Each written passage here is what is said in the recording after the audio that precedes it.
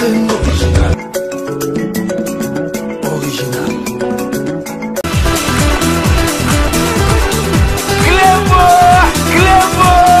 Original.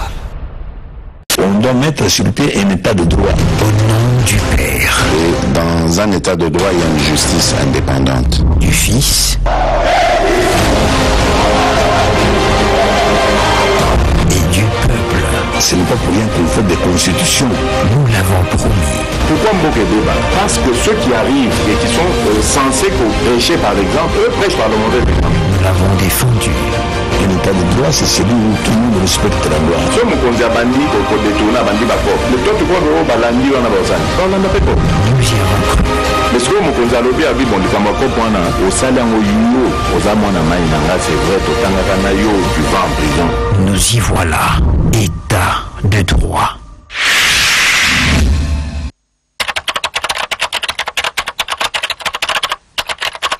Salut et bienvenue sur cleboisoriginal.com. Merci de votre fidélité. 5 minutes avec César Ngadi Ndengnep Sarabinokake. Tout le monde est d'accord et puis il en restera ainsi pendant longtemps. 5 minutes boyebi ke biso soki to sala ngoto zala ne sengo parce que bisengo na bilengi ezali ko lala esika moko na biso. Donc vraiment présent na biso azali ko lakisa vraiment que azali présent oyo Nzambe penza apona kiye ayawana ndenge na zoe sabino ke présent na biso Fachi Beton azali na mission moko divine Nzambe po abongisa mboka na biso. Donc biloko nyoso tout oyo ekoya ya ba contretemps ekosimbaka te. Donc vraiment tozali na esengo lelo parce que boyebi ke to rappeler bino sur le 11 mai ndenge to salaki émission na biso oyo lekaki to ebisaki bino ke le 11 mai ezali procès ya Vital Kamerhe wakaningi king comme prévenu azali accusé comme prévenu. Donc vraiment ekozala radio télévisée. Donc tosi tolobaki na makamunyo surtout boyebi ndenge eningisi mokili. Donc vraiment boyebake bozala na confiance na 5 minutes avec ces engades. Mais si jeune abiso ya lelo il y a 5 minutes à lelo vraiment ezo seki sangai déjà et puis ezo pesangai penza oyebi Nzambe ndenge azawana Nzambe alingi Congo. Nzambe alingi Congo parce que Nzambe a évitaki par tous les moyens apesa biso Fayulu kuta kwa eko komate. Fayulu kuta kwa eko komate, mais Fayulu ako. Au moins il peut qu'il présent, il s'appelle un charisme. Charisme, on a charisme net ba Mobutu bazalaki na ngoto. Zomo na ngo pa ya Félix Antoine Tshisekedi. Soko Monica Félix Antoine Tshisekedi. Ozo sentir que loko moko boye donc ki mo konji moko boye. Ah, mais Fayulu boko kutene bo le kanipe chwa bo le ki et loko moko saloter. Charisme ezalaka déjà et beau tamarana mutu et puis ba travailler rapper ngo. Donc zo senti peut-être au moni Félix zo senti muto déjà uta ba masolo. Mais Fayulu donc ezali donc tina tena ko sabino donc boye bake na monde entier le seul et unique président Oyazolo Bagaza élu président de la République soki élu à Wapito ebité mais na sabino na monde le seul et unique président Oyo azo sala confinement en dehors ya mboka na ezali Fayulu. Ezali Fayulu parce que boyebi ke Fayulu banda confinement bandi azali les États-Unis d'Amérique akangama kuna. Siko Fayulu akangama kuna bino bozo consacrer vraiment Fayulu akangama kuna siko Fayulu akangama kuna mbongo te les athées. Hôtel où a vendu qui connaît Zali Félix Antoine Tshisekedi motema malamu ka tant akenda ka depanaki ayako tale wa betalanga bampiaka bani ayema na maizwa azwa mbala mora rapidité ngati na poche. Donc il y a un te foutre lexico Fayulu azana et perdema ko sakanate. Donc tu as information parce que tu zali ko bomba kaka papa au place Fayulu azoko vanda na ndako ne apesa biso information mais to ko changote parce que na respect ya mutu apesa biso information. Donc Fayulu azali héberger donc azola na chambre ya mutu. Est-ce que vous dites qu'il fallait le penza ya goza na mbongo foot hôtel? Parce que le bailleur de fonds est qui de Katumbi. Katumbi, bazali na mpemba. Imaginez que vraiment Fayulu soki azoki pouvoir. Donc Fayulu azoki pouvoir bato bazolo bakay ba n'importe quoi au bazolo bawana. Bazolo bakara parce que bazali na mémoire courte Fayulu azo pouvoir. Donc bisoko dunde tozali atozoki ke pas tozana li solo moko boye. Donc ya Kanambe. Donc na ba Kanambe to ebinde to aussi na bango mais ce qu'on fait soka zo pouvoir angoza na Katumbi les bailleurs de fonds donc angoza na Mbemba na Muzitu donc na Kanambe donc imaginez que angi ko na pouvoir te yangona yango sa neka un donc yé na parcours na yé na CV na yé il ngake ko tata saline 6 mois en tant que président de la République alobake nazalaki na président de la République donc sans impact donc sans influence. Donc na minute on a ebisi bino po kaka tolingi toloba adresse en côté. Donc Fayulu azo là donc héberger et pas à mutu moko normal donc na chambre. Imaginez que donc chambre à moi na bato comme ko discuter. PlayStation à moi na donc ya kanisa yango za téléphone à jouer yango a BBC yango moi na donc azo réclamer Fayulu a promettre que a repasser ba PlayStation ceux qui azongi na kisasa. Sikoyo yebisa biso presse impenge olo baka makambu ya Fayulu. Bino na ye bozali ko solandeni na téléphone. Parce que yo musano vandi bu mbalambo al ozo critiquer Félix Antoine Tshisekedi. Siko makambo oyo et salami oyo malamu. Pourquoi bozolo bangote? Makambo malamu oyo ke bazongi si ba congolais nyoso tout bakangama ki libanda première fois ba congolais bakangami libanda na ndengi na bango bazongi si bango avion donc 8 kuna ba zwango na mbongo ya l'état et zongi si bango na mboka. Pourquoi bozolo ba makambo malamu ndengo ate? Arrestation Vital Kamerhe. Pourquoi bozolo bangote? Le 11 donc procès en direct na télévision. Pourquoi bozolo bangote? Bobando lobaka makambo moko boy ezangatina. Parce que batu mususu babandi donc ko loba ba makambo mususu bazali ko bossa na ba makambo mususu. Donc donc Fayulu soka zalaki wana ango kanga présent donc ango kanga Kanambe nana yebseki bino ke Fayulu soka zalaki wana ango kanga Kanambe. Na tchabino na rafraîchir bino mémoire boyoka. Oyo Fayulu a répondu qui na ba question ya collègue na biso d'ailleurs na saluer Lusake onobo yo kitang batuna ke makambo Kanambe oya lobaki parce que nazo mona ke bozali na mémoire courte. Que deviendra monsieur Kabila? Monsieur Kabila est citoyen congolais. Il a sa place ici au Congo. Il fera ce qu'il voudra. Monsieur Kabila est citoyen congolais. Il a sa place ici au Congo. Il fera ce qu'il voudra. Donc binomo botolanda donc binomo subondo kansa soki ndenge nini soki ndenge ni Fayulu kanga nani Fayulu do Fayulu déjà avec muta PPD azoko no defa bambongo ya Bank Lambert bosu bomona mutu ya niveau net ya politique ya Fayulu okena ko ndima penza ke onga nazwa Bank Lambert nazongisa na ngape na ba intérêt na est-ce que Bank Lambert est autorisé? Bank Lambert est autorisé. En tout cas Fayulu vraiment nzambe ko la biso mawa penza Fayulu penza tozwa ke tongo ko suka wapi penza tongo so penza masobele ya ko sakana te Maman nanga Fayulu penza nzamba yokola biso mawa penza Fayulu penza président na biso tongo bando suka wapi na ba situation oyo ezoye na biso na mboka na biso est-ce que Fayulu akoyi penza ko gérer penza ba makambo ango ko gérer ango ndenge nini mutu ya za mutu ba contradiction lelo a lobby boye oh machine à voter na ko sala elango te machine à voter ezaku donc incompréhension ku na makambo boye donc bino moko bolanda nanu donc to bikanga na zozong tila bino po boye ba penza ke mutu boye Fayulu ko ozala jamais président ya mboka na biso à cause de la présent mboka na biso te parce que na 2023 ma solo ku te kozala ndenge mususu Félix Antoine Tshisekedi akozonga lisusu après comme soki na ba 2028 wana donc comme ma solo mususu donc Fayulu akokoma ka jamais présent boka ka mutu ba contradiction bo azala présent ya République démocratique du Congo nzambe na ngai vraiment to bika penza na liwa élection oui mais sans machine à voter mais élection eko salema te toko tika te élection salema soki batie machine à voter wana toko tika yango te elingolo boyeke nous ne boycottons pas toko boycotter ba élection te mais toko kende na ba élection te toko tika pete nanga asalisa ba élection na mboka wana avec machine à voter c'est deux choses différentes donc na banza boyinga malamu botika malamu nzambe abatela bino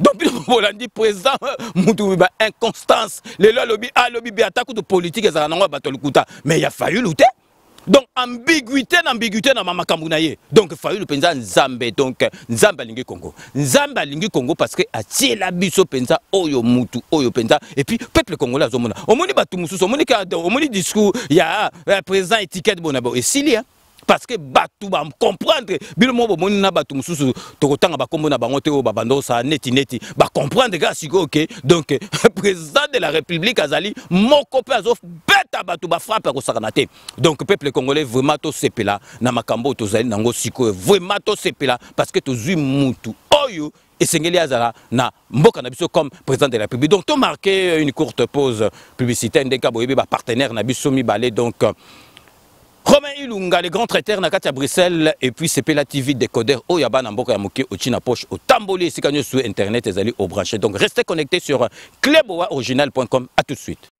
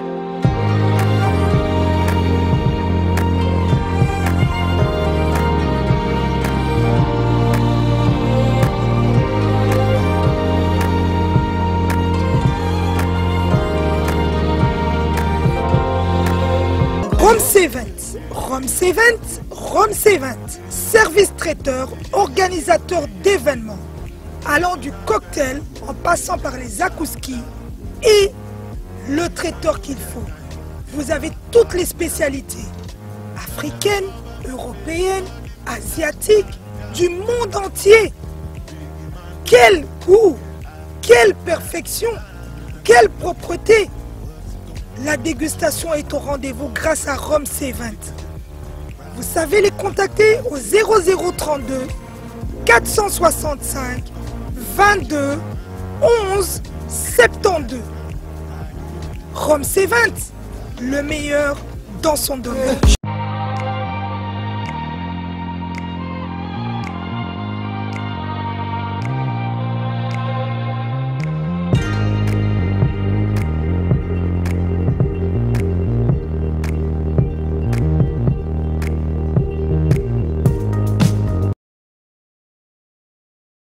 Sepela TV et yena makambu ya sika lisusu. O ba chaîne ya France eza na kati. Ba chaîne ya Congo eza na kati. Ba chaîne ya Londres eza na kati. O ngomona makambu ya politique ya sika. O parti AA eza na kati. O parti BB. O CFAIO eza na kati. Ya Sepela TV. Bouquet comme ya muke boye. O tina poche voyager na ngokeno partout lingi. Na bouquet no ya Sepela TV. Sepela TV. Mais ma biso n'engozo mais ma biso wana 4K machine ma daka Sepela TV. Bienvenue dans le monde de Sepela TV. Sepela TV est le décodeur qui vous permet de suivre les chaînes du Congo en direct de la diaspora.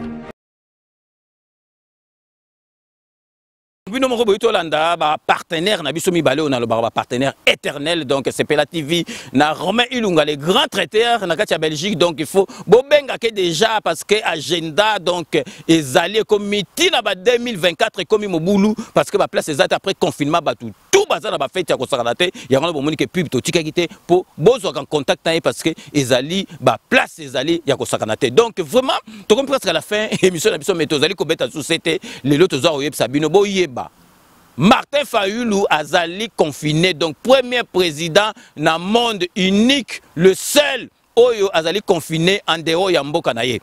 Est-ce que ça la mara pour bon mona ke azali président kasi yesi ko azali président de la République élu bayebi ekuna na Trump. Pourquoi arosenga les milliardaires Trump te apesa ta jet privé après abengi Félix Antoine Tshisekedi a mwana malamu abisi donc ngana zoya frontières za la polele. Ba pesa jet parce que yazali na statut président de la République. Trump aza kuna na ba millionnaire rebelle baza kuna za ba jet privé. Ata donc c'est mec qui ne sont pas kilone eto za na ba jet privé.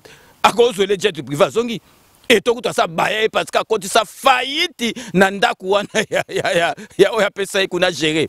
Donc quota donc client insolvable donc bilan et donc à gérer ma baie donc kangama na banyongo donc Félix Koutou mutu atikela ki quand même atieli échelonné pour afutata baba bandambu mais donc à respecter ma soloté donc vous mes ali pas sinama wana motema donc nazo sabino donc soki Martin Fayulu azotia biso doute 5 minutes avec ses angles du doute à ça il a biso télé-réalité Alex Abiso ndenga la Moukin Hotel, ndenga ba opc petit déjeuner, ndenga ya kolia. Donc Alex Abiso place azolala. To yebi ba information surtout tozali na yango poto boyikaka kotanga kombo. Donc asa la biso télé réalité parce que biso tozali na information wana penza siko to robinza penza ba image na chambre azali kolala. Donc vraiment ezalaki passe pour na sabino que premier président et le seul président élu au Barazali élu ya mboka azali confiné na libanda ya mboka na ye tozali komona ba président belé bazako loba bazako compatir na peuple na bango to mona Félix Antoine Tshisekedi ndenga zoloba tozomona président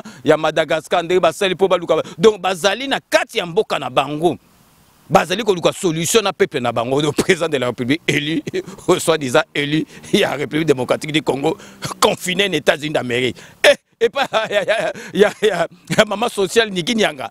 Ah, maman sociale Niki Nyanga. Oza na mboka moko na président de la République. Ah, en tout cas, ils allaient pas sinama on a motema. Que atindi ba policier. Otomoni mingi toyebi bangote. Lokuta.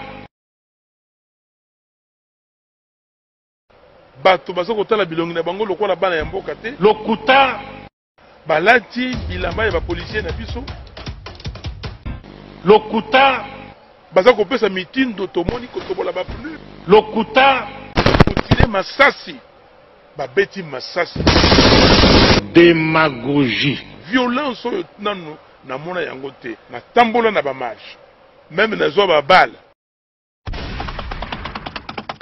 Ambo ya lokuta. Même na zo ba balle. Lokuta. Babetanga lokuta. Vous savez, c'est un tout petit candidat. Je l'ai même appelé une souris naine qui a été enfantée à Genève. Et donc, la meilleure façon pour une souris naine de devenir géante, c'est d'inventer des légendes. Violence oyo ndeko Tshisekedi, Kabila tindiye asala, lokuta eleki mingi na kati na mboko ya biso. Monsieur Fayulu a été mis sur orbite pour empêcher les élections de se tenir.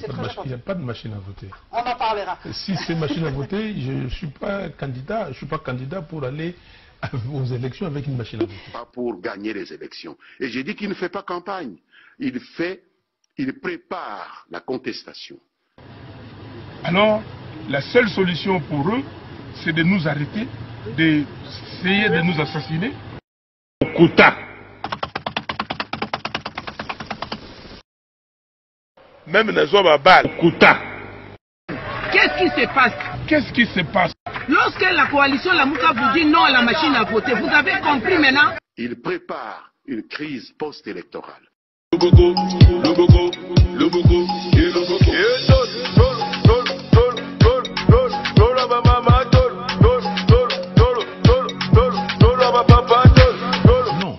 on ne peut pas utiliser la machine à voter. Nous disons, il faut des élections sans machine à voter, que les Congolais appellent machine à voler ou machine à tricher. Élection inclusive sans machine à voter. J'ai voté. La fraude, ce n'est pas la machine. Je vous remercie.